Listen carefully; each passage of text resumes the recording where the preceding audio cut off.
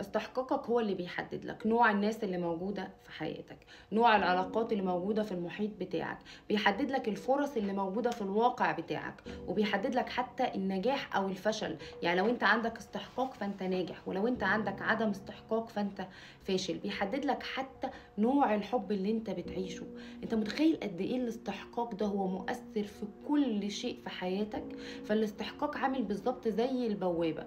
لو انت البوابة بتاعتك ضيقة فالخير اللي جاي لك هيكون محدود قوي وقليل جدا، ولو انت البوابة بتاعتك واسعة وكبيرة فالخير اللي جاي لك هيكون خير متنوع، فرص متنوعة، نجاحات في مختلف المجالات اللي انت ممكن تشتغل فيها. فبالخير اللي بيجيلك في البوابة الواسعة بتاعتك بيكون كبير ومتنوع. فانت لازم تشتغل على استحقاقك وترفعه، لان انت لما ترفع استحقاقك هتغير كل النتائج اللي بتحصل عليها في حياتك. طب عدم الاستحقاق، الاشخاص اللي عندها عدم استحقاق جالها عدم الاستحقاق ده منين؟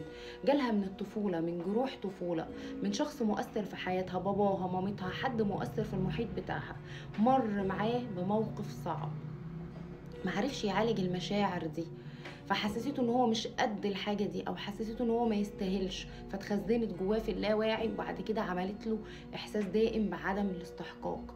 او حتى كان عايش مع ناس كان دايما معودينه ان هو لازم يرضيهم عشان يرضوا عنه، فكان بيبذل اقصى ما عنده ويستنزف طاقيا عشان يرضيهم، ومع ذلك ما كانوش بيرضوا، فده برضو عمل له عدم استحقاق. طب انا اشتغل على نفسي ازاي بقى لو انا عندي عدم استحقاق وعايز ارفع استحقاقي؟ استحقاقك بيساوي التردد بتاعك.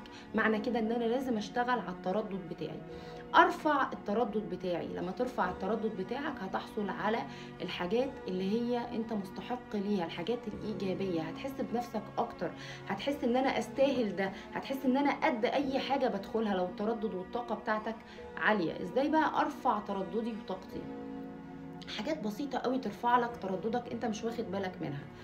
اهتم بنفسك. اهتم بنفسي بمعنى امشي يوميا. المشي هيرفع التردد بتاعك، بدليل ان انت لما بتمشي بتحس بصفاء ذهن، وبتحس ان انت ايه ده، جددت طاقتي، انا مبسوط، انا مرتاح نفسيا، هنا ترددك ارتفع.